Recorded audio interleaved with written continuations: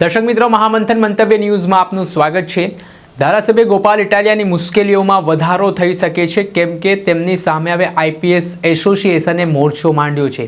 આજે અમદાવાદના police commissioner Gyanendrasinh મલિકની સાથે કેટલાક આઈપીએસ અધિકારીઓ છે તે રાજ્ય ચૂંટણી આયોગના કમિશનરને મળવા માટે પહોંચ્યા ને ગોપાલ ઇટાલિયા વિરુદ્ધ ફરિયાદ કરી। હવે આમાં ફરિયાદ એ પ્રકારની છે કે ધારાસભ્ય ગોપાલ ઇટાલિયા જે રીતે નિવેદનો કરી રહ્યા છે, તેમણે આઈપીએસ અધિકારીઓને લઈને જે શબ્દનો ઉપયોગ કર્યો છે, જે ટિપ્પણી કરી છે, તેના કારણે આઈપીએસ અધિકારીઓમાં ભારે રોષ જોવા મળી રહ્યો છે।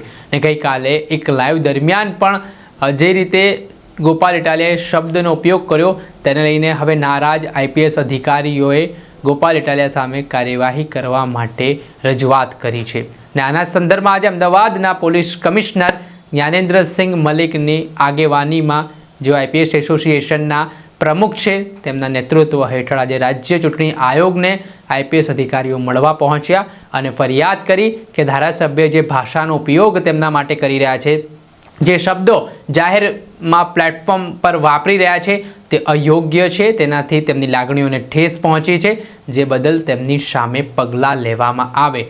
ત્યારે હવે ચૂંટણી પંચ દ્વારા જોઈએ કઈ રીતની કાર્યવાહી થાય છે અને ધારાસભ્ય ગોપાલ ઇટાલિયાને આઈપીએસ વિરુદ્ધ બોલવું કેટલું ભારે પડે છે। ત્યારે જે આઈપીએસ અધિકારીઓની મુખ્યત્વે વાત છે, આ વાત એ પ્રકારની છે, અવારનવાર ગોપાલ ઇટાલિયા કહેતા હોય છે કે આઈપીએસ અધિકારીઓએ, પોલીસ કર્મચારીઓ, અધિકારીઓએ ભારતીય જનતા પાર્ટીનો પટ્ટો પહેરી લીધો છે, કેસ પહેરી લીધું છે, એટલે તેમના માટે કામ કરવા માટે દલાલી કરી રહ્યા છે। આ પ્રકારના શબ્દનો ઉપયોગ કરવામાં આવતો હોય છે ને તેના જ કારણે હવે આ અધિકારીઓ રોષે ભરાયા છે ને આ પ્રકારના નિવેદન ને લઈને હવે તેઓ દ્વારા ફરિયાદ નોંધવામાં આવી છે રાજ્ય ચૂંટણી આયોગને પત્ર આપીને। તેના જ કારણે હવે મામલો ગરમાવાની શરૂઆત થઈ છે। આ પ્રકારના વિડીયો, આ પ્રકારના અપડેટેડ સમાચાર છે તે આપના સુધી પહોંચાડતા રહીશું, એટલે મહામંથન મંતવ્ય ન્યૂઝને લાઇક કરી લો, સબસ્ક્રાઈબ કરી લો અને શેર કરવાનું ભૂલતા નહીં।